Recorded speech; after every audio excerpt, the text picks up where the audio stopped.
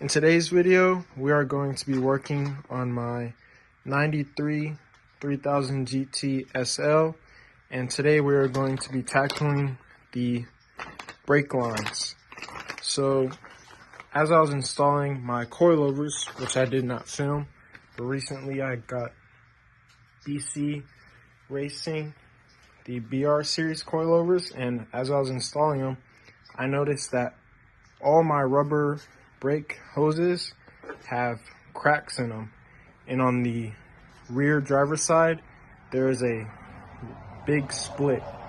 So I decided to just replace all of them, and I got stainless steel braided brake lines, which should help with pedal feel as the rubber expands when it gets under pressure, and I won't have to worry about these ever rotting away.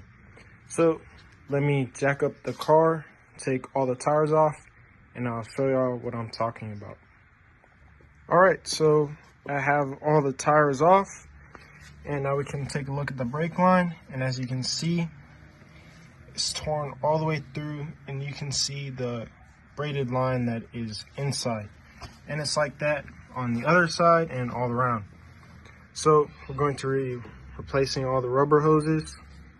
This fitting up here is a 10, this is a 17, and on the caliper is also a 17.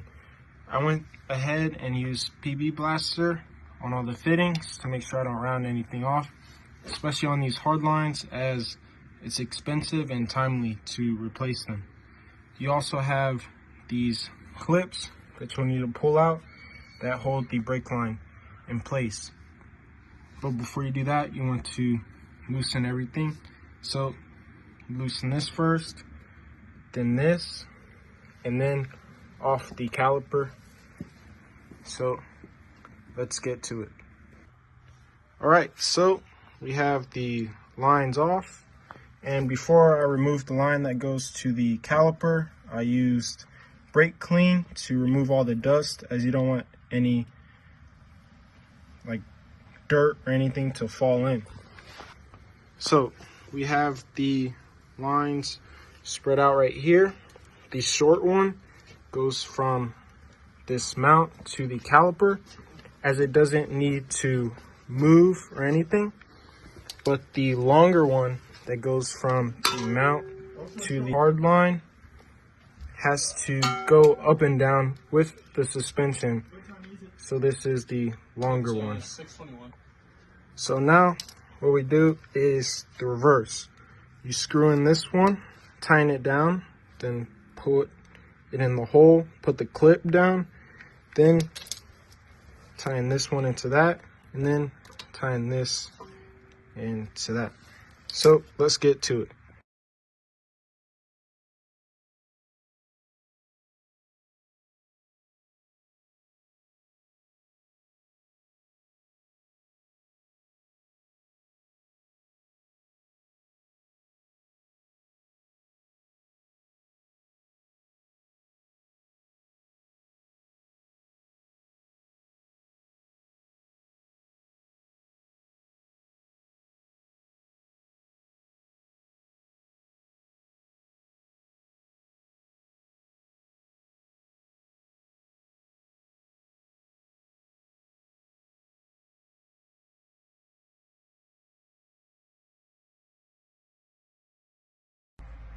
Alright, so we have finished the rear. I did the other side off camera, as it's exactly the same.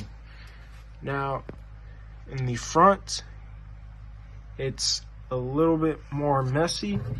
As you can see, the hard line comes in from here, goes to this mount or bracket, into this long line with springs on it, then comes up to a hard line that's mounted to the back of the strut or shock, and then it comes over down to this other fitting that goes to the hose, and then down to the caliper right there.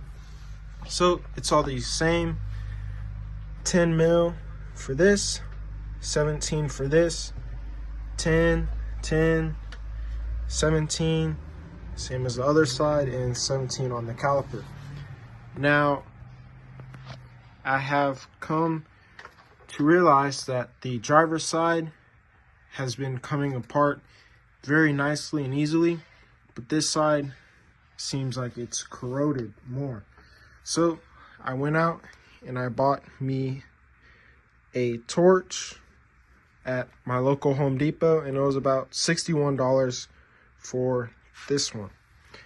So what I did is all last night I used PB Blaster on the fittings. You can kind of see that yellow stuff, that's all PB Blaster. And now I'm going to heat the fittings up with the torch, and not long, for about 10 seconds, and then try again. A good way is to have both wrenches on it so it doesn't twist and you get the maximum torque onto that nut. Another thing is you want to keep a fire extinguisher next to you, as if it does catch up in flames, then you're ready. So let me get started working on this.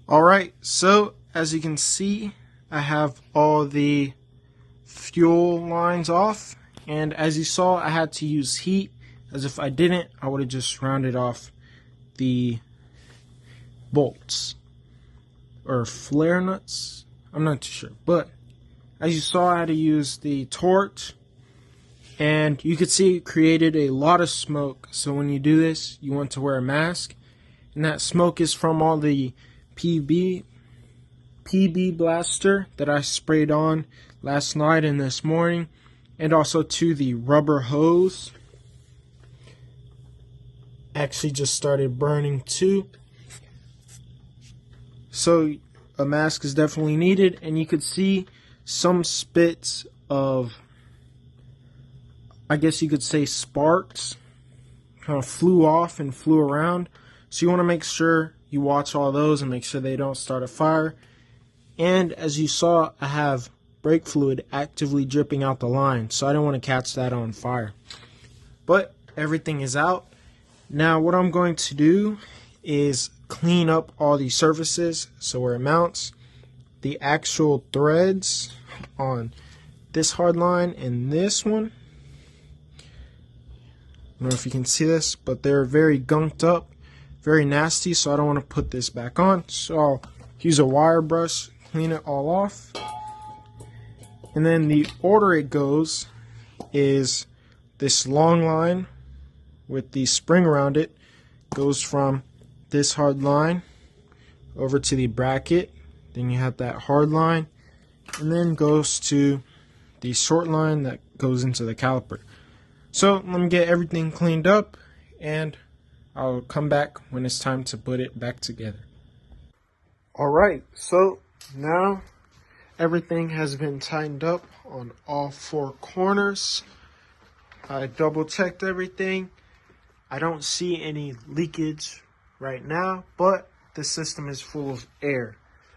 So next step is to fill up the brake fluid. I'm going to be using DOT4, but this car can also use DOT3, but 4 has, I believe, a higher boil point than 3 and is just overall better, but feel free to correct me. And I'm going to be using a vacuum pump just to make it a lot easier on myself, and nobody will have to sit in the car and pump the brakes. So once I complete bleeding everything, I'm going to let the car sit overnight, and in the morning I'll check all the fittings, make sure no leaks, no brake fluids coming out.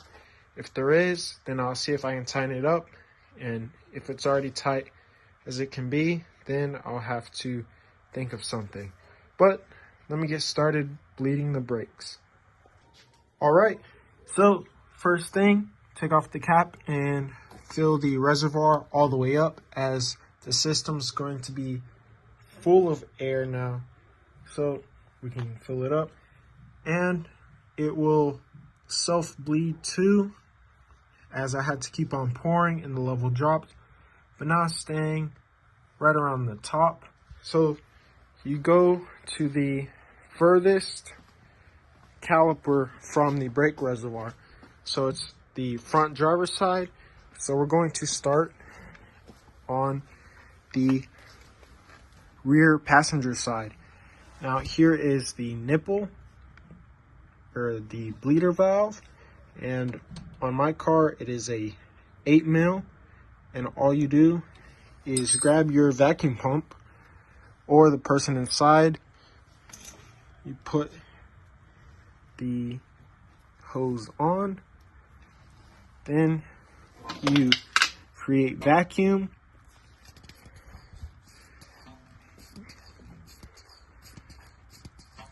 like this, then you crack the bleeder valve loose, and I can hear it, but it is sucking the air out.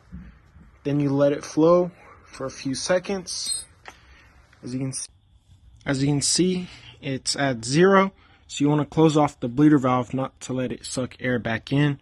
Then you add more vacuum and continue that process till you see no air bubbles. You also want to make sure you check the reservoir so it doesn't get empty. Then you just add air to the system. Same thing if somebody was pressing the brakes, they pump 3 to 4 times, then they hold it down, you crack the bleeder valve, let it come out for a second or two, close it, have them pump 3 or 4 times, hold it down, crack the bleeder valve, and continue it till you see no air bubbles in the line. So let me get to bleeding. Alright, so this is the next morning. I ran around, checked all the fittings. I don't see any leakage anywhere on them, which is good. So now I'll put the tires back on, lower the car, torque the wheel nuts, and we'll take it on a test drive and make sure that the brake pedal doesn't feel spongy and that the car brakes well. So let me do that, and I'll bring y'all back once it's finished.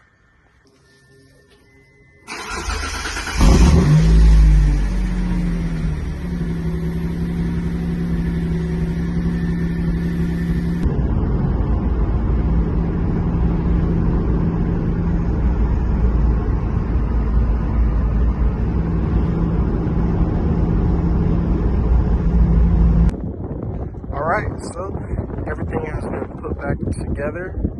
I torqued all the lug nuts down, and I went around about a 30-minute drive with hard braking, and I see no leaks. The level in the brake fluid reservoir has not dropped at all, so that means nothing's leaking out. But over the course of this coming week, I'll just check it every day or after I drive, just to double check and make sure, because brake systems is not something you want to mess around with. So since I didn't make a video about installing the coilovers, this is the fitment. I'm on a little incline here right now, but the rear tires are tucked a little bit into the fender well, and then the front is not tucked, as I still want the turning radius. It's not too bad for the roads around here.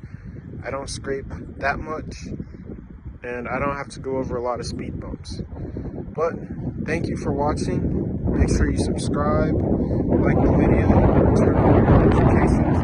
If you have any questions about what I did and how I did it, leave it down in the comment section, and I'll try to help to the best of my ability. Thank you again, and see you